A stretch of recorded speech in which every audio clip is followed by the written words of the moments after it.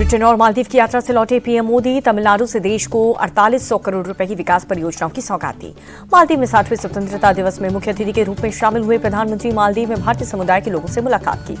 माले में मालदीव के उपराष्ट्रपति से भी मुलाकात की। लतीफ से मुलाकात करने के बाद कई द्विपक्षीय मुद्दों पर चर्चा की। बिहार चुनाव से पहले आरजेडी चीफ लालू यादव ने पार्टी के राष्ट्रीय पदाधिकारियों का चयन किया।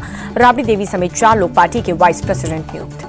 पटना में जेडीयू समर्थन ने लगाया है पोस्टर, सीएम नीतीश के बेटे निशांत से चुनाव लड़ने की मांग। जेडीयू नेता केसी त्यागी की विपक्षी दलों को सलाह, वोटर लिस्ट में रिवीजन पर पॉजिटिव रहे, चुनाव आयोग का सहयोग करें।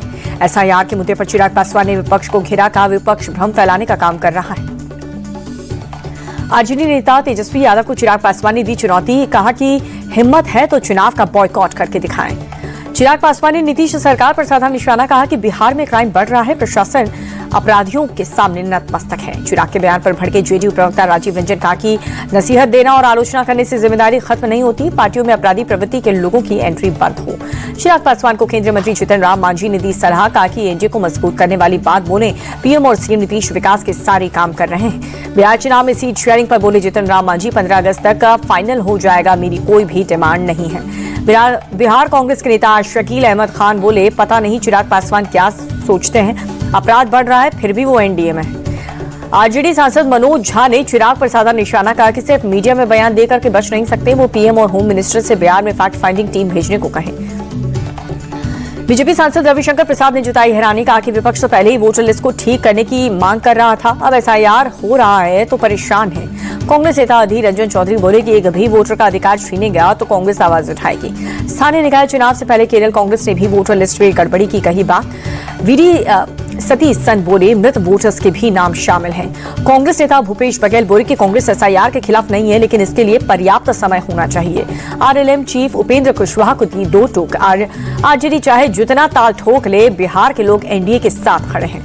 आरजेडी सांसद मनोज झा का सवाल, कहा कि कोई बताए पीएम ने अब तक ओबीसी वर्ग के लिए कौन कौन से काम किए हैं। जीतन राम मांझी ने कांग्रेस को अकेले चुनाव लड़ने की सलाह दी, कहा कि इस बार वो भले ही एक भी सीट न जीते, लेकिन बाद में फायदा जरूर होगा। सीएम नीतीश कुमार ने मधुबनी में कई विकास योजनाओं का शिलान्यास किया। पूर्व मंत्री स्वर्गीय हरि प्रसाद शाह की मूर्ति का अनावरण किया। मधुबनी में कार्यक्रम से पहले सीएम नीतीश ने रोड शो किया, सभी समर्थकों का आभार जताया। सीएम नीतीश और डिप्टी सीएम सम्राट चौधरी ने पुनौरा धाम में की पूजा अर्चना। 8 अगस्त को माता सीता के भव्य मंदिर की आधारशिला रखी। गुजरात के आणंद में कांग्रेस का जिला अध्यक्ष प्रशिक्षण शिविर सांसद राहुल गांधी ने किया संबोधित। गंभीरा पुल हादसे की पीड़ित परिवार से मिले राहुल गांधी, पुल टूटने से 9 लोगों की जान गई थी। केंद्रीय मंत्री शिवराज सिंह चौहान का कांग्रेस पर निशाना, बोले कि पीएम का विरोध करते करते ये लोग देश का विरोध करने लगे हैं, पाकिस्तानी भाषा बोलते हैं कांग्रेसी। महाराष्ट्र के मंत्री चंद्रशेखर बावनकुले बोले, राहुल गांधी प्रधानमंत्री मोदी पर टिप्पणी करके अपना कद बड़ा करना चाहते हैं। महाराष्ट्र में कैबिनेट विस्तार पर बोले चंद्रशेखर बावनकुले, जहां पर अंतिम फैसला सीएम फडणवीस को लेना है। भाजपा नेता बृजभूषण सिंह ने राहुल गांधी पर साधा निशाना, कहा कि वो पहले तय करें उन्हें करना क्या है, उन्हें खुद पर भी भरोसा नहीं है। नमाजवादी कहने पर भड़के सपा चीफ अखिलेश यादव, कहा कि डिप्टी सीएम ब्रिजेश पाठक पहले चौकीदारी थे, ये अपना विभाग संभालें तो ज्यादा अच्छा है। कथावाचक अनिरुद्धाचार्य से बहस पर बोले अखिलेश, राजनीति में न उलझें, संत मनु महाराज की गलतियों को सुधारें। यूपी के डिप्टी सीएम केशव मौर्य बोले, सपा का पीडीए फर्जी है, 2047 तक उसका कोई भविष्य नहीं है। केंद्रीय मंत्री पीयूष गोयल बोले कि ब्रिटेन के साथ फ्री ट्रेड एग्रीमेंट भारत के लिए विन विन वाली है। 26वां करगिल विजय दिवस द्रास में करगिल वॉर मेमोरियल पर परियोजनाओं ने शहीदों को श्रद्धांजलि दी। सीडीएस जनरल अनिल चौहान और तीनों सेना प्रमुख ने दिल्ली स्थित नेशनल वॉर मेमोरियल पहुंचे, करगिल युद्ध में शहीद सैनिकों को श्रद्धांजलि दी। सेना प्रमुख जनरल उपेंद्र द्विवेदी का बड़ा बयान, भारत की डिफेंस दीवारों को कोई नहीं भेद पाया, पाकिस्तान पर सटीक अटैक किया। सेना प्रमुख बोले, भारत ने निर्णायक जवाब का संकल्प लिया है, पाकिस्तान को साफ संदेश दिया, आतंकवाद को तबाह करेंगे। करगिल वॉर मेमोरियल पर लड़कियों ने आर्मी चीफ को बांधी राखी, देश के जवानों की सलामती की कामना की। राष्ट्रपति मुर्मू, पीएम मोदी समेत देशवासियों ने करगिल युद्ध में शहीद जवानों को श्रद्धांजलि दी। राष्ट्रपति बोली, जवानों का बलिदान हमेशा प्रेरित करता रहेगा। करगिल विजय दिवस पर लखनऊ में कार्यक्रम, सीएम योगी ने शहीदों को श्रद्धांजलि दी। सीएम योगी ने साजिश की कही बात, कहा भारत को जाति, धर्म, क्षेत्र और भाषा के नाम पर बांटने की कोशिश। सीएम योगी बोले, कुछ लोग दुश्मन को प्रोत्साहित कर रहे हैं, घुसपैठियों के लिए कुछ लोगों में सहानुभूति। बीजेपी हेडक्वार्टर में भी मनाया गया करगिल विजय दिवस। बीजेपी चीफ जेपी नड्डा और रक्षा राज्य मंत्री हुए शामिल। ऑपरेशन सिंदूर को लेकर के बीजेपी अध्यक्ष जेपी नड्डा का बयान, कहा कि भारत ने 3 घंटे के भारत पाकिस्तान के 11 सैन्य ठिकानों को ध्वस्त कर दिया। बीजेपी अध्यक्ष जेपी नड्डा की पाकिस्तान को 2-2 कहा कि एटम बम की गीदड़ भभकी देना बंद करो, ऑपरेशन सिंदूर अभी बंद नहीं हुआ है। पाकिस्तान को लेकर के जेपी नड्डा ने पीएम मोदी की दोहराई बात, कहा कि पीएम मोदी ने कहा है अगर कोई हमें छेड़ेगा तो हम नहीं छोड़ेंगे। शिवसेना यूबीटी सांसद प्रियंका चतुर्वेदी बोली, पाकिस्तान जब तक अपनी आतंकी सोच खत्म नहीं करता भारत सबक सिखाता रहेगा। पूर्व केंद्रीय मंत्री अशोक गजपति राजू ने गोवा के गवर्नर पद की ली शपथ, सीएम सावंत समेत कई लोग शामिल हुए। भारत के मुख्य न्यायाधीश बीआर गवई ने बताया फ्यूचर प्लान, कहा कि रिटायरमेंट के बाद कोई सरकारी पद नहीं लूंगा, सलाह और मध्यस्थता का काम करूंगा। गृहमंत्री अमित शाह से मिले केंद्रीय राज्य मंत्री तोखन साहू, नक्सलवाद और राष्ट्रीय सुरक्षा पर चर्चा हुई। कैश कांड के आरोपी जस्टिस यशवंत वर्मा की याचिका पर 28 जुलाई को सुप्रीम कोर्ट में होगी सुनवाई, जांच समिति की रिपोर्ट को चुनौती।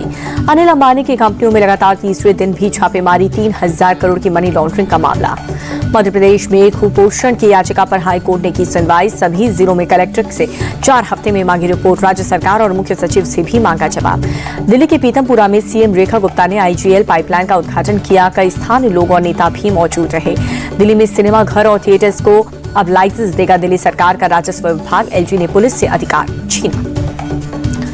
यूपी विधानसभा का मॉनसून सत्र 11 अगस्त से होगा शुरू। इस सत्र में कई महत्वपूर्ण बिल पेश हो सकते हैं। गाजियाबाद में 2 मुस्लिम महिलाएं खुशबू और सोनिया ने सनातन धर्म अपना लिया है। मुस्लिम धर्म में महिलाओं की जिंदगी नरक है। अटल क्लिनिक का नाम बदल करके मदर टेरेसा करने का मामला, बीजेपी सांसद निशिकांत दुबे बोले कि झारखंड सरकार ने घटिया काम किया। हरियाणा में सीईटी का एग्जाम आयोजित राज्य कर्मचारी चयन आयोग के अध्यक्ष ने एग्जाम सेंटर्स का दौरा किया है, स्ट्रांग रूम का भी निरीक्षण किया। सतना दौरे पर एमपी के सीएम मोहन यादव मातृशक्ति उत्सव कार्यक्रम में हुए शामिल, करोड़ों रुपए की कई विकास कार्यों का लोकार्पण और शिलान्यास किया। मध्य प्रदेश पर्यटन को लेकर के सीएम डॉक्टर मोहन यादव का बयान, कहा कि राज्य में 3 पर्यटन कॉन्क्लेव को लिया गया है फैसला। हमारी सरकार लगातार कई क्षेत्र में रोजगार के अवसर को लेकर के कर रही है काम। दिल्ली के सीमापुरी में ड्रग बेचने वालों की करतूत, स्क्रू ड्राइवर से चाय बेचने वाले युवक को मार डाला। यूपी के छिबरामऊ सीएचसी में नशे में धुत मिला एक्सरे टेक्नीशियन, मरीजों से अभद्रता का भी आरोप लगा।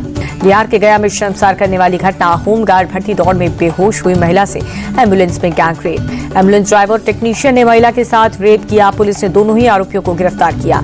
बिहार के रक्सौल में 2 बदमाशों ने सीएसपी संचालक से 5 लाख रुपए से ज्यादा लूटे। ग्रामीणों के पीछा करने के बाद गन्ने के खेत में छिपे अपराधी। 3 घंटे की मशक्कत के बाद ग्रामीण और पुलिस वालों ने दोनों ही अपराधियों को पकड़ा।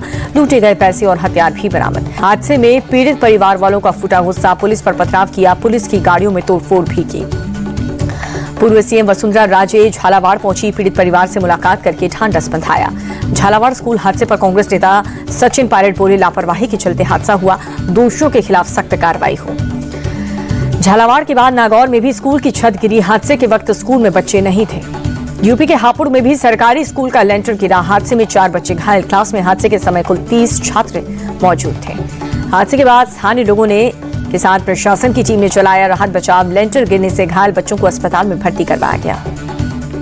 भोपाल ड्रग्स कांड के आरोपी शाहवर को पुलिस ने निकाला जुलूस, बड़ी संख्या में पुलिस बल रहा तैनात। नवी मुंबई में गूगल मैप के सहारे चल रही कार खाई में गिरी, पुलिस ने महिला चालक और कार को खाई से निकाला।